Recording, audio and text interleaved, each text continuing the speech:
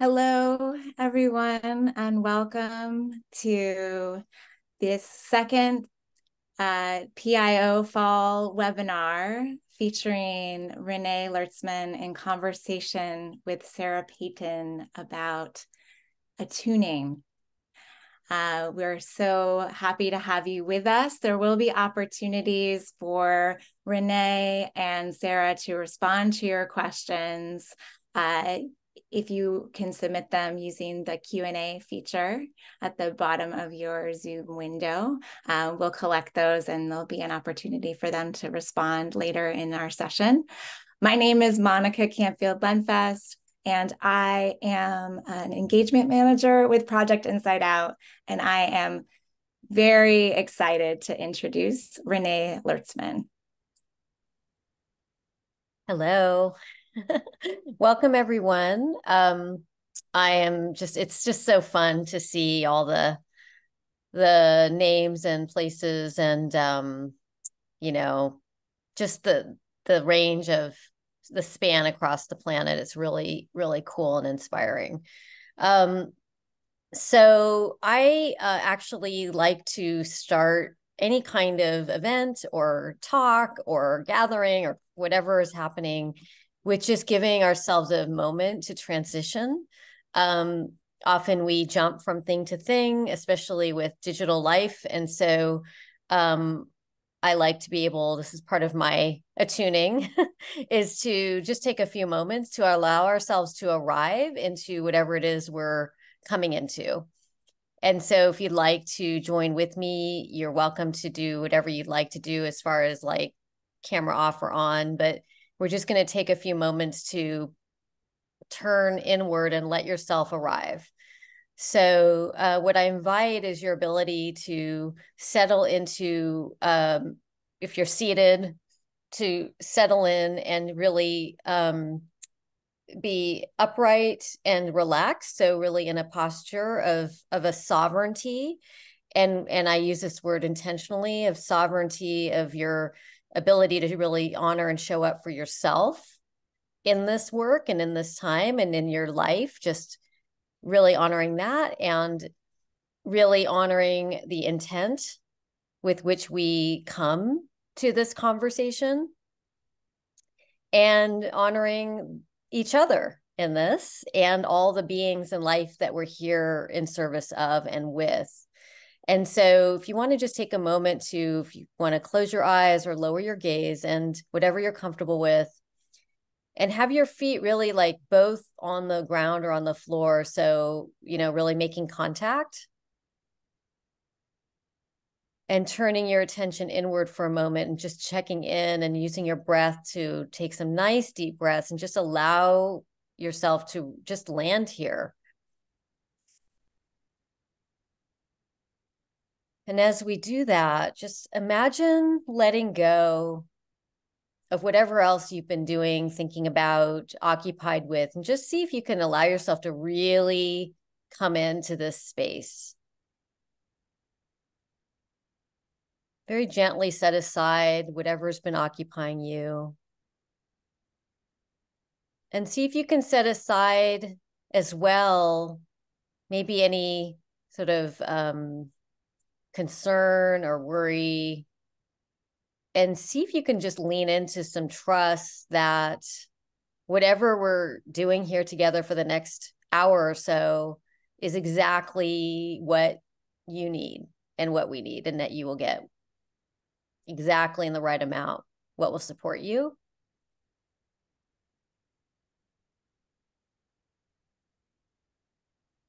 And again, using your breath and just taking a nice deep breath and just letting yourself land even more. And when you're ready, coming back into the group, into the circle, into the space. And since we're here to talk about attunement, just asking you to notice if anything might have changed in the past, maybe 1 minute that we did that.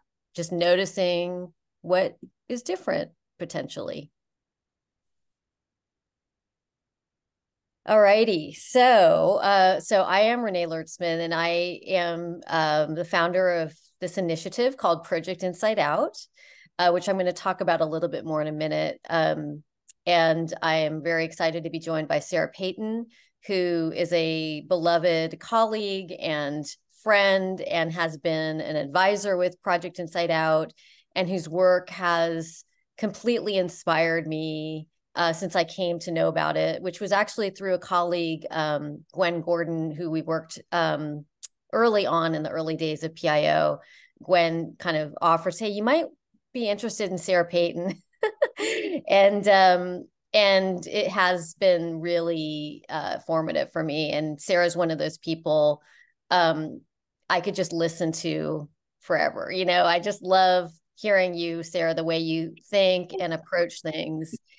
And so I'm very, very excited that we have this time together to be in conversation and to guide the group through some experiences. And if you'd like to, however you would like to introduce yourself to the group. Oh, thank you, Renee. It's such an honor to be with folks who are as worried and loving of our world as I am. So I'm just really grateful to be here with all of you. It brings tears to my eyes. I write, I teach, I have a website. And so if you like what we're doing here, please come and explore a little bit, sarahpeyton.com. Other than that, I'll just let us move forward into our experience. Great. Okay. One question for you, Sarah. Yeah. You, I call you a neuropsychologist sometimes. Is that an accurate I phrase? well, I say, I'm one of those funny geek people who just became obsessed with relational neuroscience, the most amazing field that Mhm. starts to look at how we change each other's brains. So I call myself a neuroscience educator because then it doesn't imply that I've got a degree. When I wrote my book, Norton loved my book, and then at an editorial board meeting, they figured out that I didn't have a PhD. And they panicked and they were like, oh my God, we love your book, but we don't want to publish it because you don't have a PhD. So, anyway, neuroscience educator doesn't imply that I am. Mm-hmm. Yeah. And you work in private practice with individuals and groups, is that right? All the time. Yeah. Right. So you are a therapist. I'm Okay. it's kind of like peer, so empowering people to have peer healing of Right. trauma experiences. Yeah. Yeah. It's Yeah. funny how these labels and Yeah. don't always really fit with especially the way that this work intersects. So Yeah. Yeah. that's And why I like to ask you, like, how would you describe what you do? yeah, and as all of us like engage and sink our teeth Mm-hmm. into like being able to sustain our the work that comes from love, it's just so important for everybody to be um, empowered and authorized to Yes, be the scientist of their own experience, which is what we'll get to do today. I love that. Okay, Yeah. that's a perfect segue.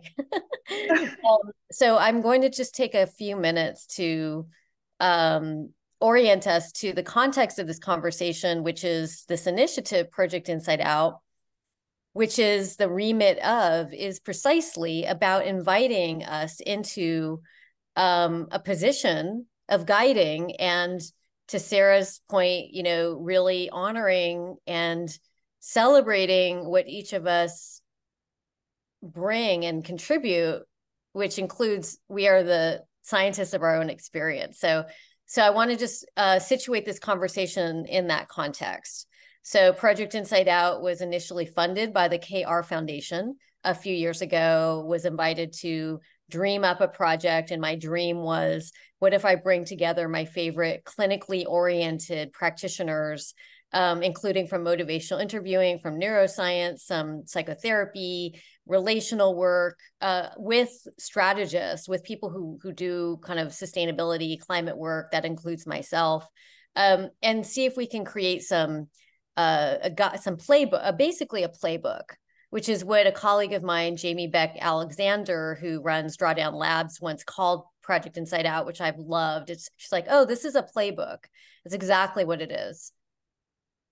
So I want to walk through the 5 guiding principles of Project Inside Out, These 5 are the playbook. They're intentionally very broad. And within each one of these, we can drill down and get very tactical and very specific in terms of the what, like, what do I do and how do I do this? I want to acknowledge that the guiding principles were conceptualized by this group of amazing advisors that we brought together for some co-creative work together. It included Leslie Davenport and Steve Malcolmberg Smith. And there's a lot of motivational interviewing influence here that some of you may notice, which is a evidence-based approach to complex behavior change in the public health sector. So the first guiding principle is attune. And so that's obviously the theme of today, which is attunement, and recognizing that our capacity and ability to attune to yourself and with your people, which is, it could be your followers, your audiences, your stakeholders, your funders, your employees, your colleagues, your people that as a change maker you are interfacing with. How do we really understand and tune in really at the deepest levels possible for what the experience might be? And the next is reveal, which is how do we then reflect and communicate that in a compassionate way? So this was the theme of the last webinar with Leslie Davenport and Nadine Andrews, which is how do we be compassionate truth tellers? We're going to get into this with Sarah, which is how do we tell the truth when it's activating and when it's triggering? So that this is an intervention on how we approach communications in this space. I'm really trying to decenter this question of, do we tell people how bad or hard it is? Yeah, of course we do, but we do it through the lens of guiding and being compassionate and being attuned. The third is convene, which is bringing people together. So how do we convene people? How do we shift from talking at, right, old model of talking at, to activating conversations? So all of these are interventions. Convene is an intervention currently on how change makers do their work. I'm wanting people to really see themselves as conveners, no matter what context you're in, what organization. Your role is to bring people together now and to be a facilitator. And so this is also a little bit of a, call out to the panel, the ways that we still kind of are wrestling with how do we do this well. And obviously there's a huge convening right now, COP28. So that's what that principle is about. Equip is the principle of how do we grow people? So as a change maker, how do you think along the lines of growing and enabling others rather than I own this, I'm running this campaign, it's on me to push, to motivate, to convince, to persuade? Actually, it's my responsibility, which is what PIO is aspiring to do. And we have on our site quite a lot of resources. How do we grow and develop each other? And the fifth and final is sustain, which Sarah just spoke to, which is how do we go beyond this adrenaline, heavy kind of constantly pushing for the pledge, the COP, the this, the that. How do we think much more systemically in terms of what will actually really sustain our work and ourselves? So those are these 5 guiding principles that PIO is really grounded in. And today we're going to be spending our time with Attune. But as you can imagine, they're all very related. It's all about relationality. It's really a relational approach to doing change work in the world. That's what PIO is about. And so attuning is this theme. And next slide. So there's a question about what is attunement? It's a little bit of a clinical term. I happen to be in love with it. I mentioned it in my TED talk. I found myself spontaneously saying in the talk, like, I love this word. I find that the concept of attunement is really gets to the heart of kind of everything in a way, which is relationality and how are we experiencing ourselves in connection and relation with, which is the building block, key ingredient, magic superpower, and capability on which much of our work rests. Attunement is when we experience mutual understanding on a very deep level. And I'm going to just acknowledge that this applies to anyone doing change work, whether you're a founder, an investor, working on climate tech, working on the most incredible, sexy solution that comes out of some innovation lab. Our innovations rely on attunement. And why is that? Because we're talking about change. We're asking people to look at ourselves, and we're asking people to look at, we need to radically change. That's going to bring stuff up for people. So what clinicians know, like Sarah, and some of you might be clinicians yourselves, is that you know that we need to feel some sense of connection in order to feel safe enough and open enough to even look at what might be hard or challenging. So that's why attunement is so important. Yeah. Okay. So thank you, Monica.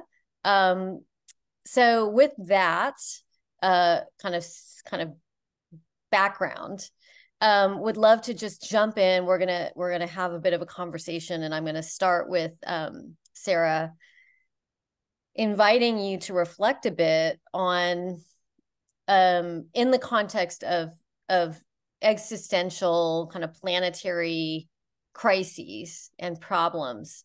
What I have found working for many years in this space is this, what I call this kind of ultimate paradox or conundrum, which is that the issues themselves, and as we learn about them, it raises our anxiety, it raises people's stakes, which then pops us out of the capacity to be in that more, creative, having access to our higher selves of creativity and foresight and our funds of energy. Yeah. So this feels like something that we're all wrestling with in some way or another. And we all have, there's many different strategies, from cheerleading and pushing all this positivity on people, like, no, don't feel bad, all the way to people who are just like, oh my God, they're in the depths of despair. And they're like, this is just, I'm going to go crazy. I'm so overwhelmed and paralyzed. And don't you get it? And pushing their anxiety on people like a hot potato. So we have the whole spectrum. We do. Well, one of the things that I'm thinking about as you're speaking is about the importance of understanding a very simple thing about the brain, which is that we've got two hemispheres. And the left hemisphere is our get things done hemisphere. This is the work of Ian McGilchrist, Alan Shore, wonderful work. And both hemispheres do everything. So it's not like we're left-brained or like right-brained. But what happens is that when we have understanding, when we're attuned to, then we grow these wonderful neurons in the right hemisphere that let us hold really big stuff. And what you're talking about here with like the popping in and popping out, like we start to learn and we go, oh my goodness, this is so big, this is so scary, and we lose our right hemisphere. The right hemisphere is the home of big picture thinking. It's also the home of relationality. So part of what attuning does is it invites people to, I love the word co-regulate. I love this experience of like being with other folks whose brains are doing okay, even though the problems are existential. People who are like leaning into community and to shared experience instead of having to pop out. Because one little human brain, infinitely beautiful though one human brain is not enough to hold what's happening with the planet.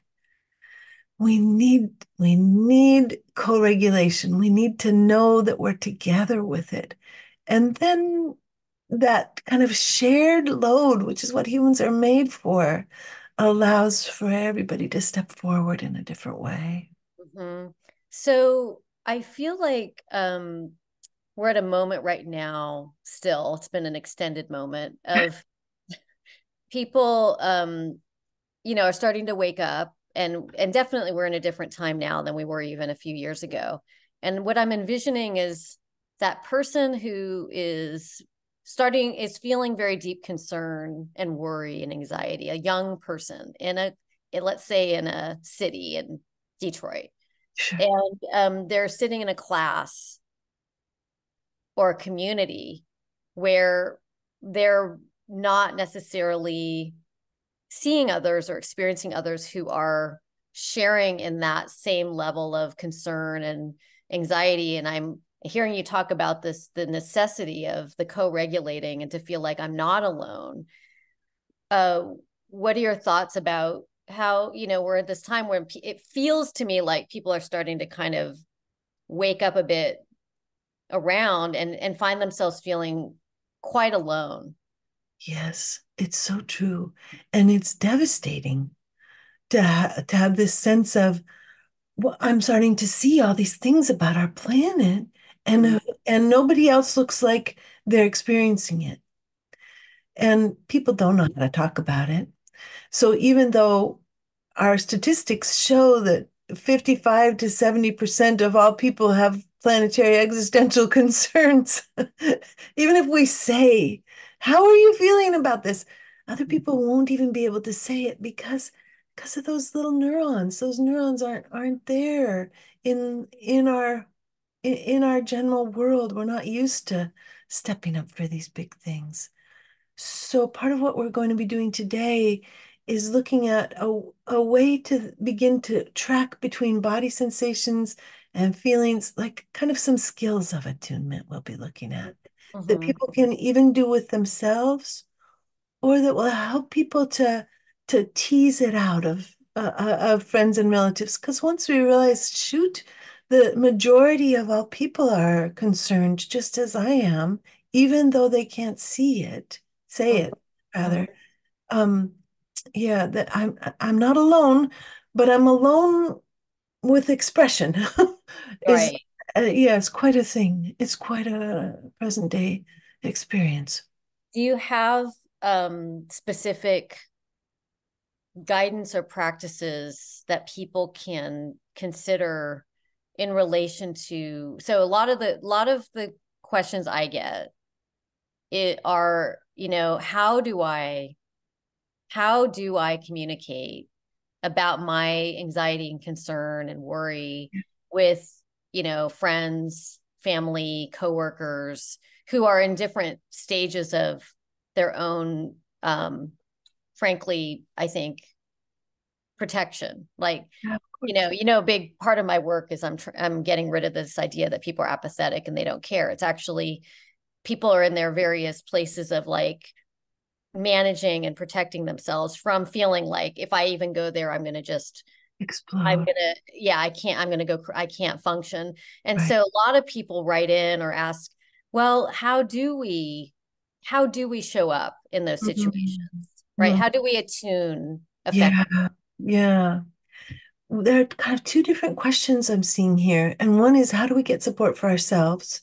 Mm-hmm. And, and being in communities like this one, where there's a shared understanding of the value of speaking about these big things, is really important. And I mean, even though we live in this funny atomized world because of things like social media, at least social media and the global internet allow us to find, the folks who have a similar capacity that we have. So find it wherever you can. That's step one. But in terms of like talking to others, now we're coming towards this incredible work that you've done, Renee, that allows us to begin to see how deep listening allows something different to come from the people that we're in relationship with. I wonder if you'd say a few words about that incredible work. Thank you. So a lot of what we do is we guide and we basically provide resources and training for people to evolve as guides.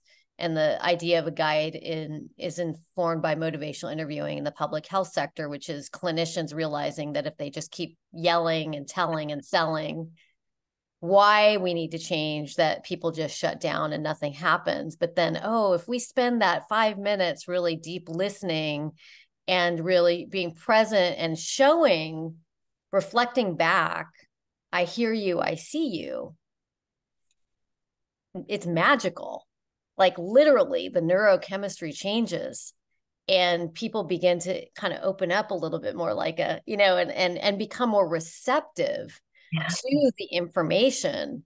and can then be in that more effective problem solving mode of like, what do I want to do about this? Do I want to join that or be part of that or whatever? And so PIO is, that's the premise, is how do we foster and spark this capacity to incorporate that in, even if you're a senior leader at a multinational. Like, it doesn't matter to me, like I said earlier, where you are. Yeah. What does it look like if we bring in this capacity you're talking about of being attuned? Now, what I find is at this moment in the field that there's so much attention right now on mental health, that there's so much about climate anxiety, eco anxiety. There's research initiatives coming up all over the place. And groups are coming to me and saying, can you help us with mental health and climate anxiety? And for me, it's really hard to separate that from the work. Like, and then how do you do your campaign strategy? How do you do the work itself of taking action on the planet? It's like those things are not separate, in my mind. It's like, in a way, it's like the attuned change maker. Yes. Right? Yes. And I love what you said, that something really, really interesting happens. 5 minutes of deep listening and people become more receptive. In those 5 minutes, part of what's happening is that person A's brain is beginning to coordinate with person B's brain and becomes a resource for them.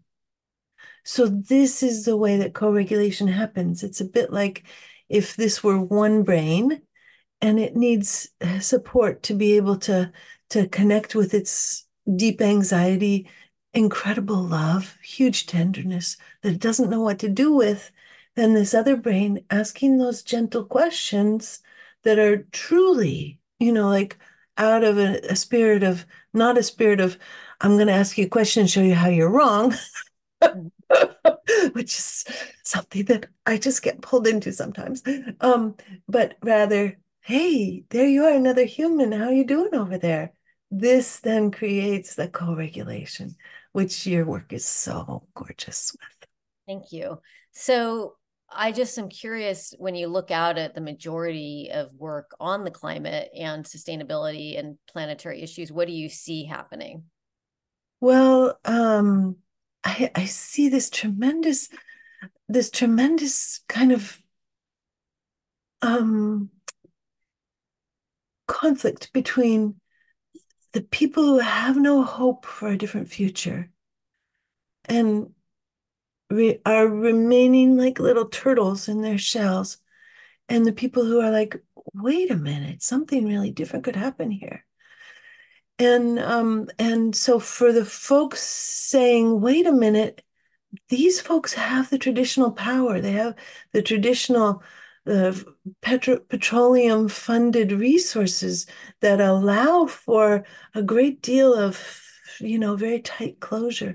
But as you're pointing out, Renee, even now is even different than 2 years ago. I mean, the COP28 kind of clash right now is really an interesting one with it feels like a backlash of restriction and constriction, Mm-hmm. and with all of the petroleum lobbyists, and then, but there's a sense of a greater and greater, like a wave of public commitment and care that's so big and that's just growing and growing. So I think it's an interesting time. I don't think I answered your question, but I think it's an interesting time. Right. Well, you're identifying this what you started to say, a conflict between um, the folks who feel in despair and have no hope, and then you've got those who are saying, no, no, we can do it, we can do it, we can do it.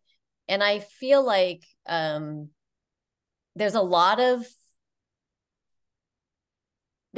of space to just simply be in a reflection together. There's just a lot of like the panels and the pushing and it's very action oriented. And I feel like in my work with organizations, often that a fixation, frankly, on action, action, action, Yeah. roadmap is itself an attempt to Yeah. regulate. Yes. Yes. It's an attempt to regulate without any right hemisphere neurons. So it's really hard to bring this other way in. I'm just saying from experience, it's like there's a lot of resistance because, well, we don't have time for that. Right.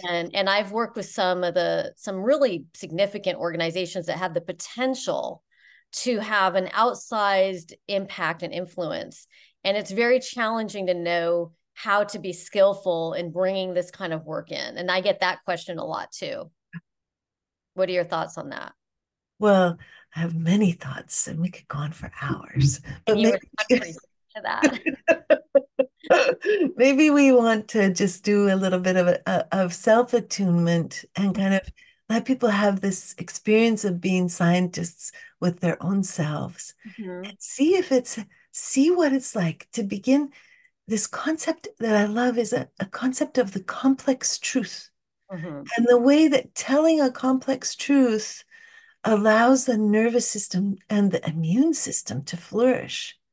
There's research that shows that people who dedicate themselves to journaling complex truths, which means talking about something that's important to them that they have more than one feeling about.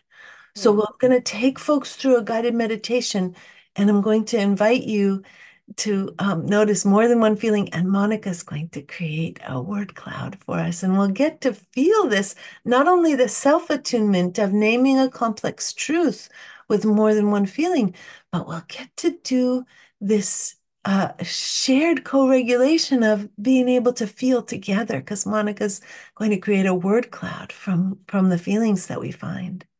So the very first thing before we begin is I'd just like to invite everyone, or everyone who's willing, and it's not too vulnerable. I'd like you to put in the chat, what is the issue with planetary existential worry that is the most important thing to you, that keeps you awake at night or worries you the most, or that you've been thinking about most lately?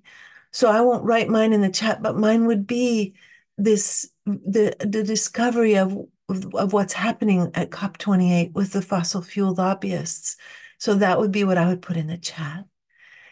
And then Carolyn has a question. We won't take questions right now. The questions, if you can, put them in the Q&A box. And in the chat, please put the thing that most worries you. And there's such beautiful things coming in. Being separated from loved ones due to a natural disaster, speed and scale required, societal collapse in the 2040s, planetary tipping points, a world that can't provide basic needs, the suffering of others. Are we too late already? I won't read these aloud, but at least we've got a sense of like a bit of the shared soup that we're all worried about and swimming in. Okay, now we're going to come to the body. So I'm inviting you now, after you type in your issue into the chat, to notice your own body and to allow yourself to inhale, because inhaling can be hard when we're in the presence of these worries. Just exhale. Brings tears to my eyes just to connect to my body in the presence of all of the things that we worry about.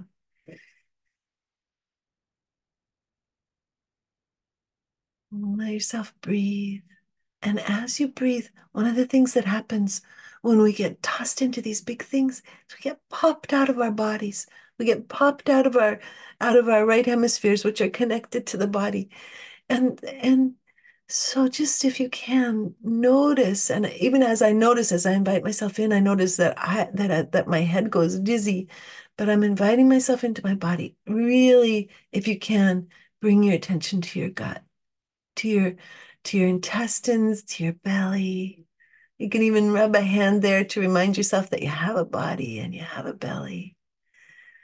And just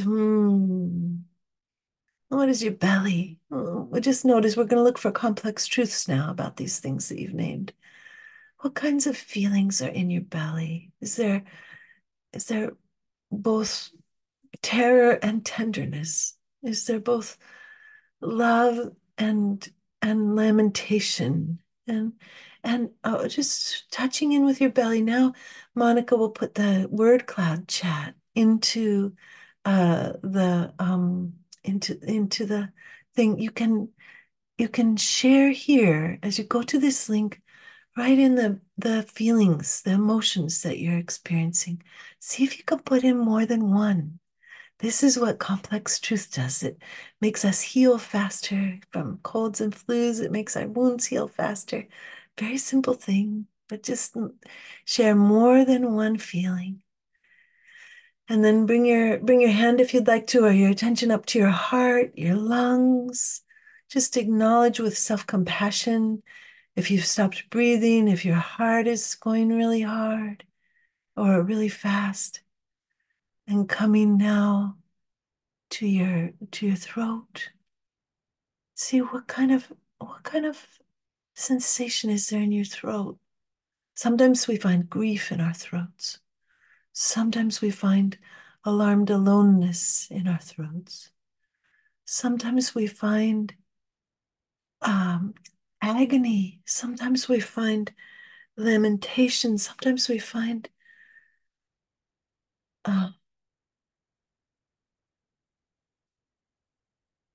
almost like a love that hurts. And then notice your face, what kinds of experiences you have in your face. What's happening with the muscles of your cheeks, of your around your eyes, around your mouth. Sometimes we find a tightness around our mouths that has like a determination in it. Sometimes there's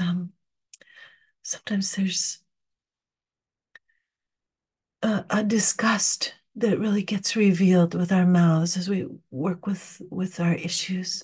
And I'm just loving getting to see the kinds of things that are happening and with the experiences that people have. If you can see now all of the ways that we are moved together, and just notice that sadness remains in the middle. Oh, it brings tears to my eyes that we have a shared sadness. That's so big in our community here today. And I'm just honoring the numbness, the fatigue, the tightness, the restlessness, the skepticism, the puzzled confusion, the lamentation, the tingling, it almost seems like some of our bodies are like, what the heck can I do? I need to move. I need to contribute. I need to take effective action. There's such a longing for contribution. And just some of the smaller words: despair, pressure, anxious, searching, urgency, overwhelm, disconnect, pain, heartbreak, loneliness, relaxation is coming. Some people are like getting a little bit of, just notice as you see this, that we are having a shared emotional experience. Just notice what happens for your body and as you connect here.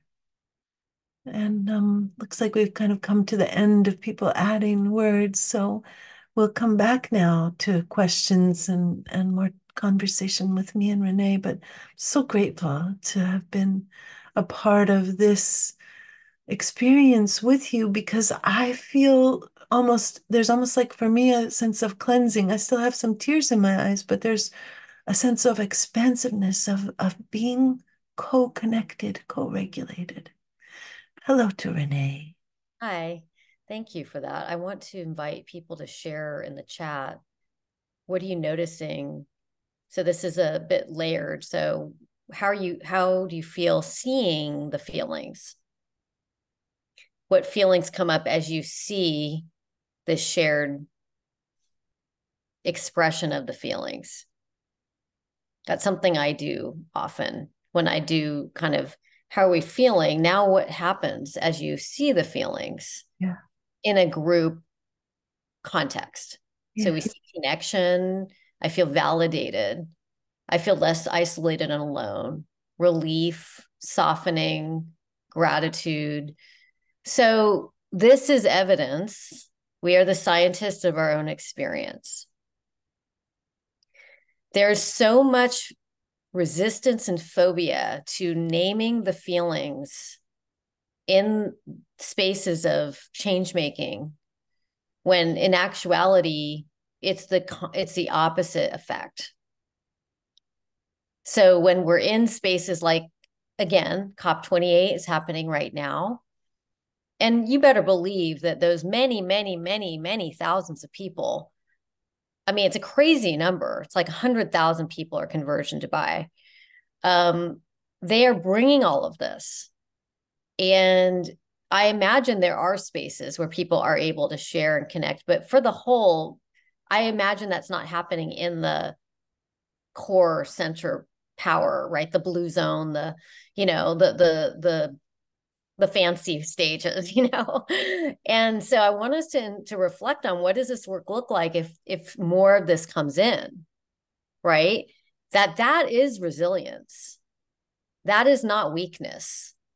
That is resilience. That is not despair and defeat. That is, let's be human with each other. Let's be authentic with each other. So I really appreciate this practice, because it gives us a direct, our own direct experience is the data point. And it's complex. Like Sarah, I think that your framing of complex truths is one that I am already starting to use. I'm taking it, because sometimes I don't know what language to use. Is it like problems, crises, you know, complex truths, you know, really, I love that how complex PTSD and complex trauma has now become more in our vernacular culturally, thanks to people like you, who are putting out work that is for the general public, but that it's more than one thing. We can have multiple coexisting feelings and experiences. And the more we name that and acknowledge that, the more capacity we free up, right? So, yes, Monica? Renee, there's a related question here that came through in the chat. I'll just read it. I feel like I see more and more citizens caring about the planet, but facing politics, organizations, and lobbies wanting to keep the old carbon-focused world. Do you see this too? How to face these organizations that have so much more power and interest to keep this old world alive? I just want to acknowledge we're shifting now into a Q&A, so that if you have questions or reflections, if you can pop them into the Q&A box, we welcome that at this point. I have some thoughts. Do you, Sarah, want to take this on? Well, being part of I mean, for me, it's about being part of the wave, about being part of the committed wave that's looking for something different. That it shows up in how I vote. It shows up in in the United States, it shows up in how I use my time. It's like the the the commitment. It's like a commitment, no matter what, that that allows something to flourish. What are your thoughts, Renee? My strategy of facing these organizations that have so much more power and interest is by acknowledging as compassionately as I can the competing desires and interests. So, for example, when I did a project with conservative Republican climate skeptics back in 2013, 2014, I listened to dozens of climate skeptic conservatives in the US, Republicans. And what we did is we affirmed and acknowledged precisely their grievances, regardless of whether it was, to my mind, like out there irrational. So I really come in with like saying, I get it. All of these things we've been doing have been in service of what we have considered progress. And we're now at a point where it's no longer sustainable. And then actually the painful truth is that we've generated profound unintended consequences and violence and and all of that. So I try to bring this kind of reflection back of, I see you, I get you, and I here's where we need to go. So that's how I've been. That's been my strategy. Attuning. Attuning. Mm-hmm. Very, very hard to do. It is so hard. We had Renée speaking for my community, and she presented this information, and people were like, it was like, people just wanted to lie down on the floor and kick their legs and scream. It's so hard. It is so hard, and it is so ultimately so connecting in a very strange way that we start to go, okay, I do share some values with So you. this is why I feel very strongly that anyone working on big systemic change, and it can be like in your community when you're trying to get some new initiative off the ground. Yeah. It doesn't have to be at World Economic Forum, that we need to be supporting each other to develop the regulation skills, right? Because it's one thing to say, oh, let's attune, have empathy for the oil, whatever. And most people are like, are you kidding me? No effing way. It's so And hard. so what I'm interested in is, how do we take the practices that you offer, Sarah, and bring them into, this is just how to be an effective change maker in Yeah. this time and for Yeah. the next 10 years. Yeah. I think teaching people about attunement is the beginning of everything. There's I was just going to say, there's a beautiful question. yeah, Yeah. great. That's related to that. Yeah. Christine writes, I love seeing the feelings that came up for folks after doing the word cloud exercise. I was still in a space of anxiousness. I want to acknowledge those of you who were still in a space of anxiousness. What advice do you have for those who didn't have their feelings shift? I imagine not doing the exercise would shift, not everyone doing the exercise would shift to a more positive mind frame. I think that's very true. One of the things I really notice as I'm doing this kind of work, both with collective trauma and with personal trauma, is that when we don't shift, there's a part of the complex truth that has not yet been told. And it might be a need for acknowledgement of imbalance of power. It might be a need for acknowledgement of harm. There might be a need for tears. There might be a need for grief. So for each individual person, we kind of need to have people who are like interested in our complex truths. And Christine, maybe you can let us know whether that was at all helpful. And then, yeah, and then Anna writes, I noticed the violin and music behind you, Sarah. Is music an important part of your personal self-care? Absolutely. I practice daily and notice my heart rate decline and my stress declining when I actually play. Yes. And what about movement? I recently co-facilitated a Climate Cafe dance floor edition. Oh, that's so beautiful. Absolutely. Movement, painting, dance, music are so important, both to touch us and calm us, but also, like, for example, Shostakovich wrote this amazing symphony when Leningrad was in blockade and people were starving to death. And the music itself speaks to the human condition. So there's also ways that music and art calm us, but there are ways in which they do exactly what we're doing here. They create attunement with incredibly huge experiences that we're having. Renée, what do you have to add here? Well, I think that as we see more and more cultural events like arts, whether it's concerts or film, we're working with an incredibly inspiring science museum in the States. And these are forums where we have the potential to support people to engage with each other in different ways. So this is the guiding principle of convene. And So I feel like we have an opportunity to not only, oh, come and have this experience and we're going to show this film. But then what do you do? And I would like to see more attention to having conversations, not everyone, I understand, we all process in different ways. Some are more visual and some are more kinesthetic. And so I know that not everyone is as verbal as I am, for example. Like I regulate through speaking, literally, right? And so I've learned like, oh, I actually talk a lot when I'm anxious and nervous. And so not everyone does. That said, I think we can be doing more to build on those kinds of opportunities, train people to be skillful facilitators.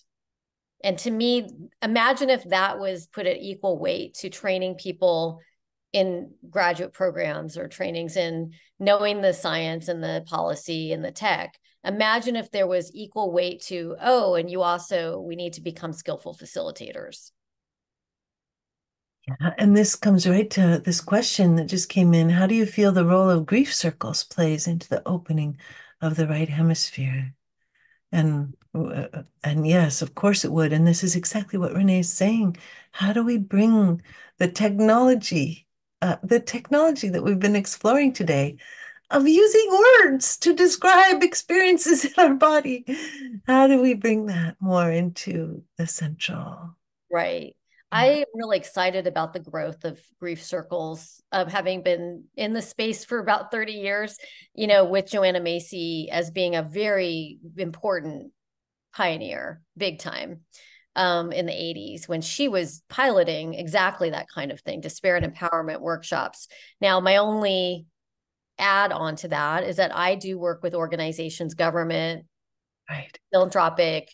They would not be attracted to a grief circle. So my invitation is, how do we be in ninja in our work and use the Buddhist frame, skillful means. So yes to grief circles, like bring them on. We need them. Love Laura Schmidt's work with Good Grief Network. Love all of that. Climate cafes. We need those forums and recognize that there's a lot of people who would not self-select or see themselves as being part of a grief circle. And those are the people I tend to work with because that's what I feel called to do. It's not better, it's just a different track to get that work more into spaces where people, so anyway, that's my only add on to that.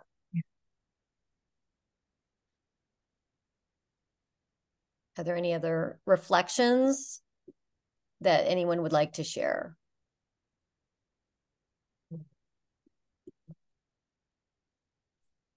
I'm not seeing anything coming. Oh, here's one more, and then it'd be great to hear from both of you as we close in the final moments of our time together. Where do you see attunement work around climate applicable in the corporate context? So I primarily work in the corporate context, and so I have a lot to say about this. I would say that it has to be okay. So if we look at attunement, the practice of it requires taking the time to tune in and sense what the culture is, what the language is, what kind of where people are, and meeting that. And then the way I approach this is I attune to a team, a group of leaders, an organization, and invite them to imagine what this looks like in their context, if that makes sense. So it's really about, I don't necessarily use the word attune openly and explicitly. It's more about, understanding, meeting people where they are. But I think that one of the reasons I have been able to work in corporate context is because I genuinely am coming in with curiosity and not a big kind of chip, like axe to grind, because I'm recognizing I'm really focused on aligning with people who are really genuinely, really, really committed and trying to do good work. Yeah. And I just want to nurture and coax that out as much as I can. But that not everyone has that. I wouldn't say everyone needs to be able to do that. It's like, go with where you feel called and most effective and capable of doing this kind of work. Yeah. Yeah. Thank you both so much for this conversation. Do you have any final words for this group before we close? I just want to express gratitude. It'll carry my body all the way through the day to know that we have these feelings together and that it's important to us. And thank you, Renee, for inviting me. Thank you. Thank you for taking the time. I know that you have a very busy schedule, so I appreciate it. And thank you for your support of this work.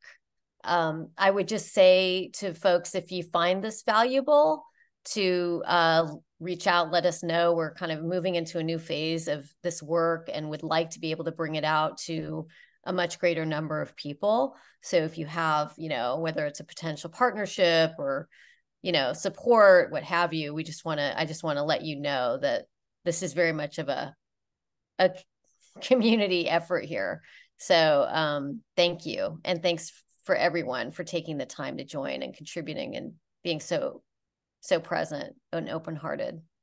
And I love that somebody said thank you to Monica in the chat. Thank you, Monica. Thank you to Monica. My pleasure. I'll be emailing everyone with the recording and some additional resources that were mentioned during today's webinar. And if, as we transition out, if folks want to just share in the chat one word, how you're leaving today. Thank you so much. Thank you.